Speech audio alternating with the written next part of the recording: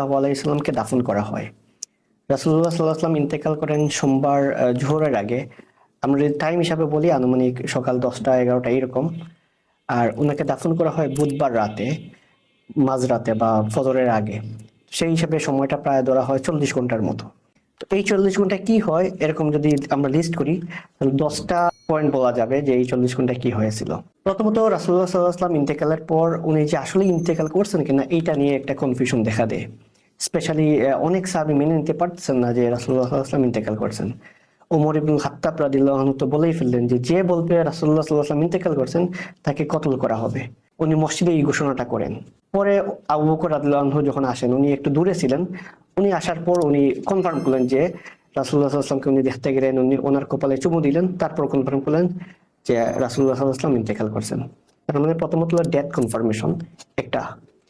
Second হলো কি এটার কিছুক্ষণ পর, কয়েক ঘন্টা পর সাকিফায়ে বনু সাইদা নামক একটা জায়গায় মসজিদ থেকে একটু কাছেই ওইখানে একটা মিটিং হয়। সেই মিটিংকে আবু বকর রাদিয়াল্লাহু আনহুকে খলিফা নির্বাচিত করা হয় এবং এইটাকে বলা হয় তাকে উম্মতের উপর অনেক বড় একটা ফিতনা আসতে পারতো।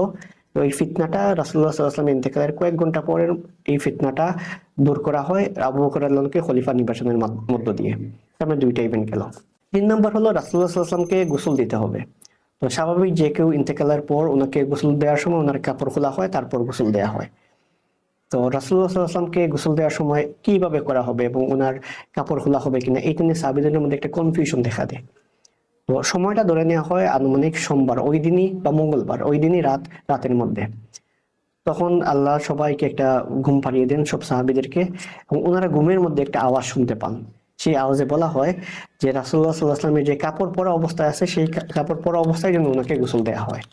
অর্থাৎ অন্য সবাইকে যেভাবে গোসল দেওয়া হয় সেভাবে রাসূলুল্লাহ সাল্লাল্লাহু আলাইহি ওয়াসাল্লামকে গোসল দেওয়া হয় নাই, ওনাকে কাপড় পরা অবস্থায় গোসল দেওয়া হয়। রাসূলুল্লাহ সাল্লাল্লাহু আলাইহি ওয়াসাল্লামকে গোসল দেন ওনার চাচাতো ভাই এবং ওনার জামাই আলী ইবনে আবি তালিব রাদিয়াল্লাহু আনহু। 4 নম্বর, রাসূলুল্লাহ সাল্লাল্লাহু আলাইহি ওয়াসাল্লামকে কাফন পরানো। রাসূলুল্লাহ সাল্লাল্লাহু আলাইহি ওয়াসাল্লামকে 3টা ইয়েমেনি কাপড় দিয়ে কাফন পরানো হয় এবং এই ইয়েমেনি কাপড়টা যে জায়গা থেকে আসে সেই জায়গাটার নাম হলো সাহুল নামক একটা অঞ্চল। ওই জায়গাটা থেকেই কাপড়টা আসে, ওইখানের কাপড় দিয়ে রাসূলুল্লাহ সাল্লাল্লাহু আলাইহি ওয়াসাল্লামকে কাফন পরানো। এবার সবচেয়ে ইম্পর্টেন্ট প্রশ্ন, জানাজার নামাজ। রাসূলুল্লাহ সাল্লাল্লাহু আলাইহি ওয়াসাল্লামের জানাজা পড়াবেন কে, এটা নিয়েও দেখা যায় কিছু কনফিউশন দেখা দেয়।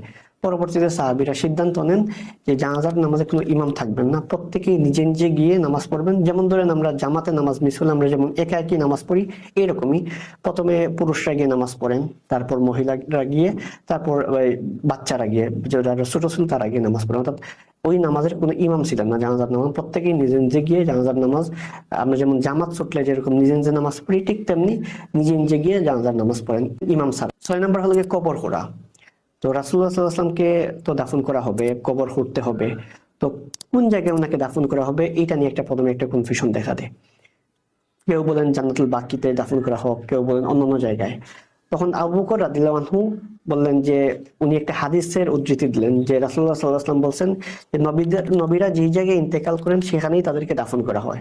এর ফলে রাসূলুল্লাহ সাল্লাল্লাহু আলাইহি ওয়াসাল্লাম যেখানে ইন্তেকাল করেন অর্থাৎ আয়েশা রাদিয়াল্লাহু আনহার ঘর, সেই জায়গায় রাসূলুল্লাহ সাল্লাল্লাহু আলাইহি ওয়াসাল্লামকে দাফন করা হয়। 7 নম্বর, রাসূলুল্লাহ সাল্লাল্লাহু আলাইহি ওয়াসাল্লামের কবর খুঁড়তে হবে। তো কবর খোঁড়ার জন্য তো ওই সময় মদিনা 2টা ওয়েতে কবর খোঁড়া হতো, 2টা স্টাইলে। তো সবাই বলা হলো যে এই যে কবর খোঁড়া হবে, তো এই 2টা স্টাইলে মদিনাতে কবর খোঁড়া হয়। তো এই 2জন সাহাবী কবর খোঁড়েন, একজন এক স্টাইলে আরেকজন আরেক স্টাইলে। তো বলা হলো যে তাহলে 2জনকে খবর দাও, যে আগে আসবে সেই কবর খুঁড়বে। তখন দেখা যায় আবু তালহা আনসারী রাদিয়াল্লাহু আনহু আগে আসেন এবং তিনি রাসূলুল্লাহ সাল্লাল্লাহু আলাইহি ওয়াসাল্লামের কবরটা খোঁড়েন। অতঃপর রাসূলুল্লাহ সাল্লাল্লাহু আলাইহি ওয়াসাল্লামকে দাফন করতে হবে। দাফন করার সময় 4জন সাহাবী কবরে নামেন। সেই 4জন সাহাবী ছিলেন রাসূলুল্লাহ সাল্লাল্লাহু আলাইহি ওয়াসাল্লামের পরিবারের অন্তর্ভুক্ত। এখানে আরেকটা জিনিস বলে রাখা ভালো যে রাসূলুল্লাহ সাল্লাল্লাহু আলাইহি ওয়াসাল্লামকে যে গোসল করা হবে, তো এইটা কে করবেন এইটা নিয়েও তো একটা কনফিউশন হওয়ার কথা।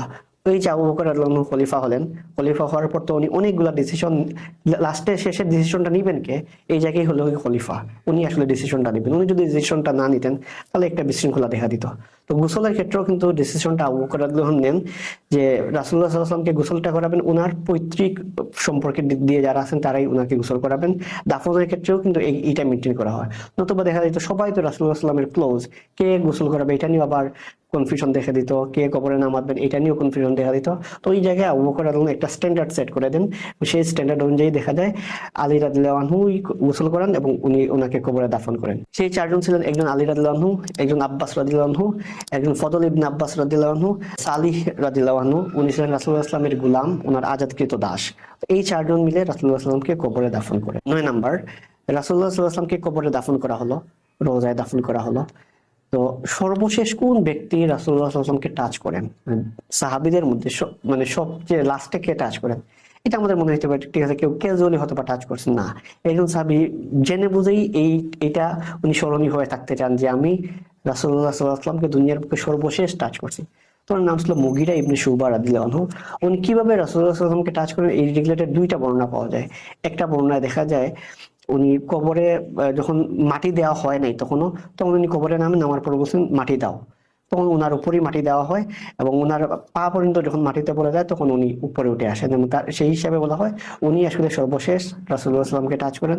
আরেকটা ঘটনা পাওয়া যায় যে সবাই যখন কবরে থেকে উঠে পড়ে তখন উনি ওনার আংটিটা রাসূলুল্লাহ সাল্লাল্লাহু আলাইহি ওয়াসাল্লামের কবরে ফেলে দেন। ফেলে দেওয়ার পর যখন সবাই মাটি দিবে তখন বলতেছেন যে দাঁড়া দাঁড়া, আমার আংটিটা তো পড়ে গেছে রাসূলুল্লাহ সাল্লাল্লাহু আলাইহি ওয়াসাল্লামের কবরে।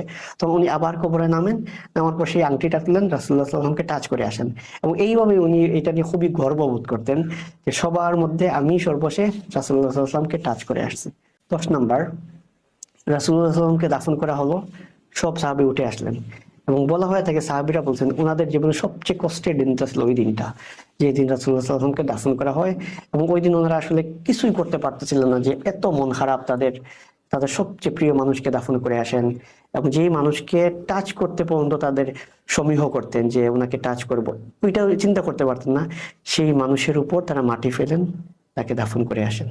এবং ওনারা যখন ফিরে আসেন তখন ফাতিমা রাদিয়াল্লাহু আনহা, রাসূলুল্লাহ সাল্লাল্লাহু আলাইহি ওয়াসাল্লামের মেয়ে, উনি আনাস ইবনে মালিক রাদিয়াল্লাহু আনহুকে জিজ্ঞেস করলেন, ও আনাস, তুমি কিভাবে পারলে আমার রাসূলের উপর তুমি মাটি ফেলতে?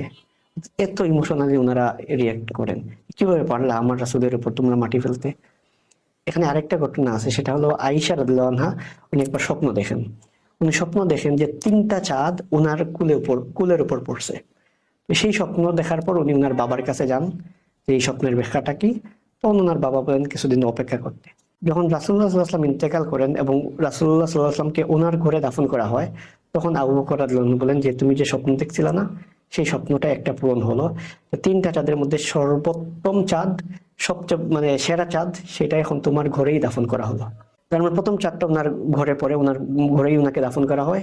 সেকেন্ড হলো ওনার বাবা এবং উমর ইবনে খাত্তাব, ইসলামের প্রথম 2 খলিফাকেই আয়েশা রাদিয়াল্লাহু আনহার ঘরে দাফন করা হয়। তো উনি যে স্বপ্নটা দেখেন যে 3টা চাঁদ ওনার কুলের উপর পড়ছে, সেই স্বপ্নটা এভাবেই পূরণ হয় যে রাসূলুল্লাহ সাল্লাল্লাহু আলাইহি ওয়াসাল্লামকে ওনার ঘরে দাফন করা হয়, আবু বকর রাদিয়াল্লাহু আনহুকে, উমর রাদিয়াল্লাহু আনহুকে, 3জনকেই ওনার ঘরে দাফন করা হয়। এভাবেই আয়েশা রাদিয়াল্লাহু আনহার স্বপ্নটা পূরণ হয়।